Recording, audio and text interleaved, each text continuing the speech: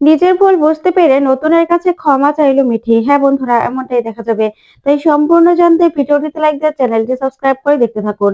গল্পের শুরুতেই দেখা যাবে মিঠিকে নিয়ে সাইকোলজিস্টের কাছে যাচ্ছে কমলিনী আর কুচি।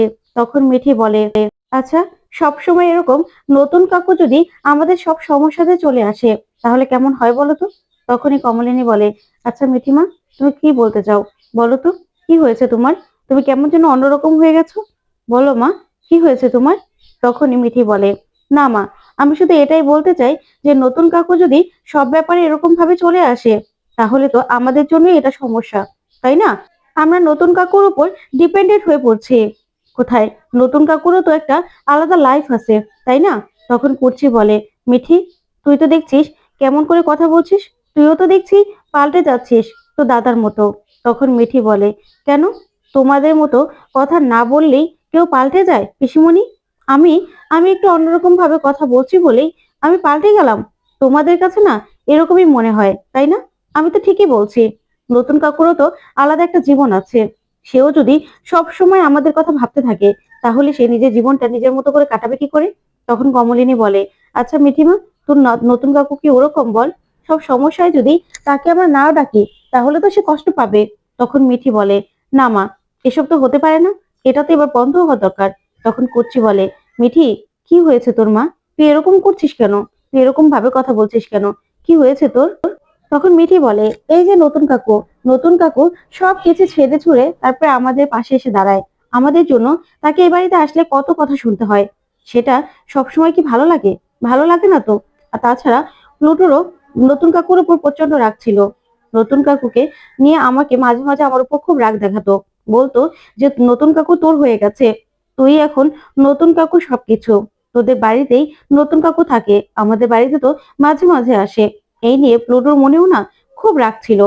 তাই আমি না চাই না যে নতুন কাকু আমাদের সব ব্যাপারে এসে এইভাবে কথা বলুক, আমাদের পাশে এসে দাঁড়াক। সেটা আমি চাই না। হ্যাঁ, ছোটবেলায় করেছে, আমাদের জন্য অনেক করেছে। তখন তো আমরা ছোট ছিলাম, তাই না? আর ভাইয়াও যেহেতু অনেক কথা শোনায়, তাই আমি চাই না যে নতুন কাকু এভাবে বারবার আমাদের বাড়িতে ছুটে আসুক আমাদের সমস্যার জন্য। যা হওয়া তো হয়ে গেছে মা, এবার অন্তত একটু শান্তি দাও, একটু আমার কথা শোনো। তখন কমলিনী বলে, আচ্ছা মা, চলো, তোমার কথা আমরা শুনবো, চলো এবার। তখনই মিঠি বলে, আচ্ছা, আমাকে কেন ডক্টরের কাছে নিয়ে যাওয়া হচ্ছে আমি সেটা বুঝতে পারছি না। আর মিঠিল দিই বাবা কেন অন্য ডক্টরের কথা বললো? আমার নিজের সুখ নিজেকে সামনে নিতে হবে। ডক্টর দেখালে কিচ্ছু হবে না, কিচ্ছু না। ডক্টর দেখালে কি আর আমার কষ্টটা কমে যাবে? তারপর কমলিনী বলে, আচ্ছা ঠিক আছে মা, আগে চলো, তারপরে না হয় দেখা যাবে। তারপরেই মিঠি বলে, আচ্ছা মা, এই যে এই যে পুলিশ এসেছিল, সেই সমস্যাটাই কি ভাই দ্বারা আমাদের আমাদের উদ্ধার করতে পারতো না? তখন কমলিনী বলে, না মা, পারতো না। কারণ সুসাইড নোটটা তোমার নতুন কাকুর কাছে ছিল। তখন মিঠি বলে, তাহলে সেইটুকুই না হয় চেয়ে নিতাম, সেটুকু চেয়ে নিলেই তো হয়ে যেত। তাহলে তো আর নতুন কাকুকে আসতে হতো না। আর এতটা এতটা আমাদের জন্য করতে হতো না। হ্যাঁ, ছোটবেলা থেকে দেখেছি অনেক করেছে। এখন না হয় আমাদের জন্য নাই করলো। আমরা তো এখন বড় হয়েছি, আমরা নিজেদের মতো নিজেরা একটু চলি না মা? কেন কেন বারবার করে নতুন কাকুকে আসতে হবে? তখন কুর্চি এই কথা শুনে অবাক হয়ে যায়। তখনই কমলিনীও মিঠির দিকে তাকিয়ে থাকে। তারপরে মিঠি বলে, আমার তো মনে হচ্ছে যে সত্যি সত্যি মায়ের সঙ্গে নতুন কাকুর কোনো সম্পর্ক ছিল। তখন এই কথাতেই কমলিনী বলে, আচ্ছা মা, হঠাৎ করে তুমি এই কথাটা কেন বলছো বলো তো? কেন বলছো? আর তাছাড়া তোমার নতুন কাকু তোমার নতুন কাকু যে আমাদের বাড়িতে ছিল তখন কিন্তু তার প্রতি আমার কোনো রকম কোনো ফিলিং ছিল না। আর তারও আমার প্রতি কি ফিলিং ছিল সেটা আমি জানি না। তবে সে কিন্তু একা আমাকে ভালোবাসে না, তোমাকেও ভালোবাসে মিঠিমা, তোমাদের সবাইকে ভালোবাসে। তখন মিঠি বলে, জানি না, অত কিছু আমি জানতেও চাই না। তখন কমলিনী বলে, কেন মা, কেন মা তুমি জানবে না বলো তো? তুমি তো এখন বড় হয়েছো, তুমি তো এখন সবকিছু বোঝো। আর তোমার ভাই ভাই যেভাবে আমাকে অপমান করে সব সময়, এখন তো তুমিও আমাকে সেরকম ভাবে কথা শোনাচ্ছ মা।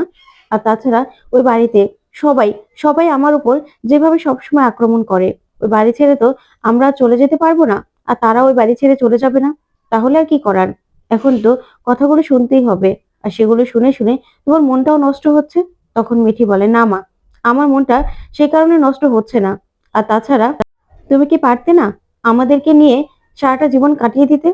না হলে তুমি তোমার স্বামীর বন্ধুকে কেন বাড়িতে জায়গা দিয়েছিলে মা? কেন জায়গা দিয়েছিলে? তখন কমলিনী বলে, দেখ মিঠিমা, তখন আমরা সবাই একা পড়ে গিয়েছিলাম। আর তোমার নতুন কাকু আমাদের পাশে এসে দাঁড়িয়েছিল। আমাদের প্রয়োজন হয়ে উঠেছিল। আর একটা পুরুষ মানুষের যে বাড়িতে কতটা দরকার সেটা তখন আমরা বুঝতে পেরেছিলাম। আর তোমার ঠাকুমাই তাকে থাকতে রাজি করিয়েছিল। তার থেকে কিন্তু আমার কোনো চাওয়া পাওয়া ছিল না, কোনো না। আর তারও আমার কাছ থেকে কোনো চাওয়া পাওয়া ছিল না। তখন মিঠি বলে, তাতে কি হয়েছে মা? কিন্তু আমার তো মনে হচ্ছে যে তোমরা দুজন দুজনকে ভালোবাসতে, না হলে এভাবে নতুন কাকু আমাদের বাড়িতে থাকতে পারতো না, সারাটা জীবন এভাবে কাটাতে পারতো না। তখন কুর্চি বলে, আচ্ছা মিঠি, তুই তো জানিস তোর নতুন কাকু তোর মাকে ভালোবাসে, তোর মাও তোর নতুন কাকুকে ভালোবাসে। আর তোর নতুন কাকুকে আমরাও ভালোবাসি, তুইও ভালোবাসতিস। আর তাছাড়া তোর নতুন কাকু আমাদের সবাইকে ভালোবাসে। আর তোর মা যদি আমাকে ভালো না বাসতো তাহলে কি আমি থাকতে পারতাম এখানে? আমি যদি তোর মাকে ভালো না বাসতাম তাহলে কি তোর মায়ের সঙ্গে আমিও থাকতে পারতাম? বল না। তখন মিঠি বলে, হ্যাঁ, সেই ভালোবাসা অন্য ভালোবাসা। আচ্ছা পিসিমণি, তুমি আমাকে এটা বলো যে নতুন কাকু মাকে যেভাবে ভালোবাসে তোমাকে কি সেইভাবে ভালোবাসে? আমাদেরকে কি সেভাবে ভালোবাসে? সে ভালোবাসাটা কি এক হলো? তখন কমলিনী বলে, দেখ মিঠিমা, তুই বড় হয়েছিস, তোর কাছে আমি এখন আর কোনো কিছুই লুকোবো না। তুই সবকিছু বোঝার বয়স হয়েছে। তোর নতুন কাকু আমাদের পাশে এসে দাঁড়িয়েছে। তোর বাবা ছিল না, তোদেরকে বাবার মতো করে আগলে রেখেছে। তোদের ভালো মন্দ, আমার ভালো মন্দ, আমাদের সবার ভালো মন্দ সব সময় মানুষটা দেখেছে। কোনোদিনও মানুষটার কাছে কোনো কিছু মুখ ফুটে চাইতে হয়নি, বলতে হয়নি। তার আগেই মানুষটা সবকিছু বুঝতে পেরেছে। আমাদের প্রয়োজন হয়ে উঠেছিল এই মানুষটা। আর তাছাড়া এই মানুষটা, এই মানুষটার প্রতি আস্তে আস্তে আমার ভালোবাসা আর ভালো লাগা সৃষ্টি হয়েছিল। কিন্তু দুজন দুজনের কাছে কোনো রকম কোনো চাওয়া পাওয়া ছিল না। না তোর নতুন কাকু আমার কাছে কিছু চেয়েছে, চাইতো, আর না আমি তার কাছে কোনোদিনও চেয়েছি। মানুষের কাছে থেকেও এতটা সম্মান করা যায়, মানুষের প্রতি মানুষের এতটা ভালোবাসা সৃষ্টি হতে পারে, সেটা আমি আগে কখনো জানতাম না। যদি তোর নতুন কাকুর সঙ্গে আমার পরিচয় না হতো, যদি তোর নতুন কাকু আমাদের পাশে না থাকতো, একটা মানুষের কাছে থেকেও যে একটা মানুষকে এতটা সম্মান করা যায়, তার সেবা করা যায়, সেটা তোর নতুন কাকু থাকাতে আমি বুঝতে পেরেছি রে মা। আর তোর নতুন কাকু আমাকে আগলে রাখতো, আমাকে শ্রদ্ধা করতো, সেবা করতো আমার। তার জন্যই দুজনের সম্মানটা না সবসময় দুজনের কাছে রয়েছে।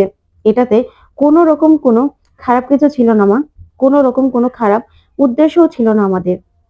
তখন এই কথা শুনে অবাক হয় কুর্চি।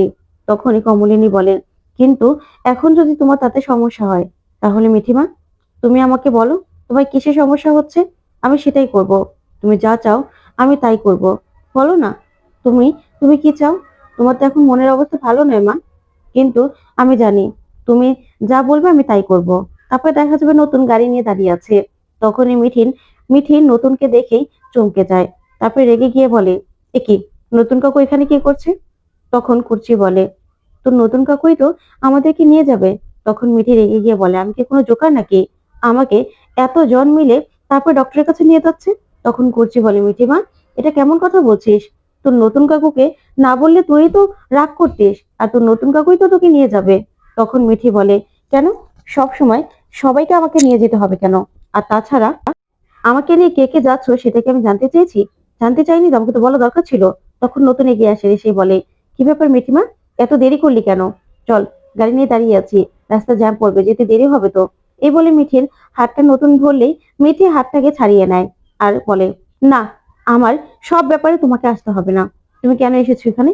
তখনই নতুন বলে, মিঠিমা, কেন এরকম করছিস মা? কেন এরকম করছিস? তখন মিঠি বলে, তোমাকে তুমি সেদিনই বলে দিলাম যে আমাদের সব ব্যাপারে তুমি ঢুকবে না, তুমি আমাদের সব ব্যাপারে আসবে না। কেন আসো তুমি, কেন? তখন নতুন বলে, দেখ মিঠিমা, আমি আমি তোর বাবার মতো।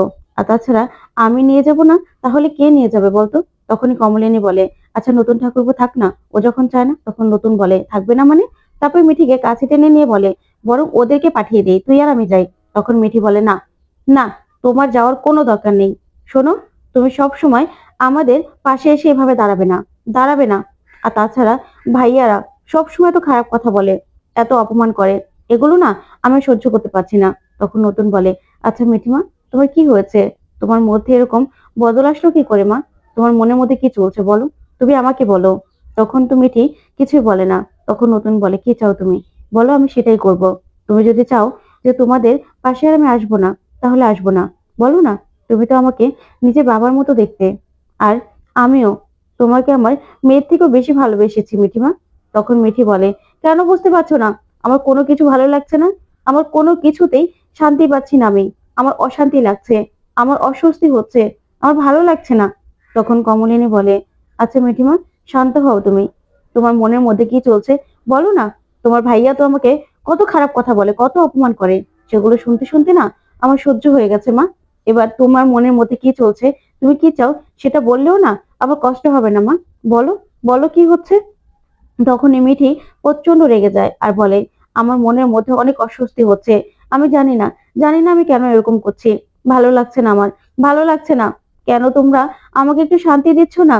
কেন এরকম করছো? এ বলে চিৎকার করে কাঁদতে থাকে, কাঁদতে থাকে মিঠি। তখন কমলিনী এসে মিঠিকে ধরে আর বলে, মিঠিমা, শান্ত হও, শান্ত হও মিঠিমা। আমি বুঝতে পারছি তোমার মনের মধ্যে কি ঝড় তো চলছে, সেটা আমি বুঝতে পারছি। মিঠিমা, শান্ত হও। তুমি কেঁদো না মা। তুমি যা চাও তাই হবে, তাই হবে। তুমি চাও তো নতুন কাকু আসবে না? সেটাই হবে। তখনই দেখা যাবে নতুন বলে, আচ্ছা মিঠিমা, তোমার কি হয়েছে? আমি জানি আমি তোমার কাছে বাবার মতো। আমি ছোটবেলা থেকে তোমাকে কোলে পিঠে করে তোমাদের সবাইকে মানুষ করেছি। তুমি আমার মেয়ে, তুমি আমার মেয়ে, তুমি আমার সবকিছু। দাঁড়াও, এদিকে এসো মা। তোমার কি হয়েছে বলো, কি হয়েছে? তুমি, তোমার মন খারাপ? বলো না, তুমি এরকম করছো কেন? তোমার পাশে তো আমরা সবাই আছি। তখন এই বলেই নতুনকে নতুন জড়িয়ে ধরে মিঠিকে। তখন মিঠি বলে, নতুন কাকু, তুমি আমাকে ক্ষমা করে দাও।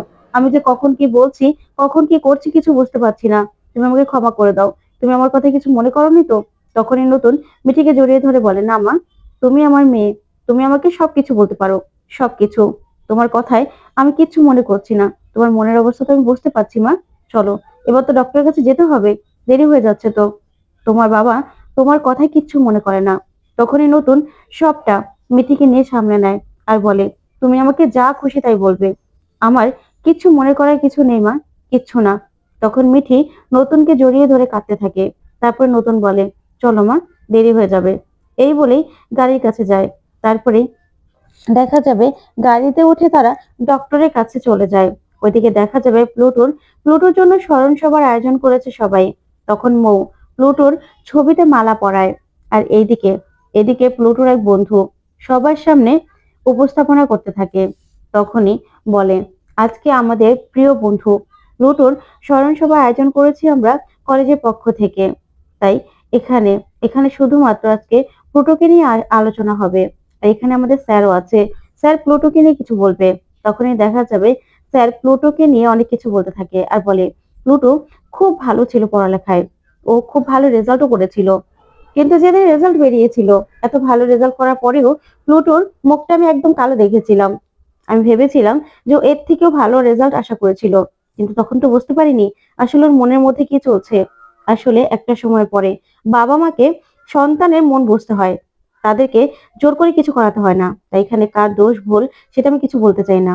ওইদিকে দেখা যাবে মিঠি তখন কমলিনী আর কুচিকে নিয়ে আসে। তো বন্ধুরা, আজকের আপডেটটি কেমন লাগলো কমেন্ট করে জানাও। ধন্যবাদ।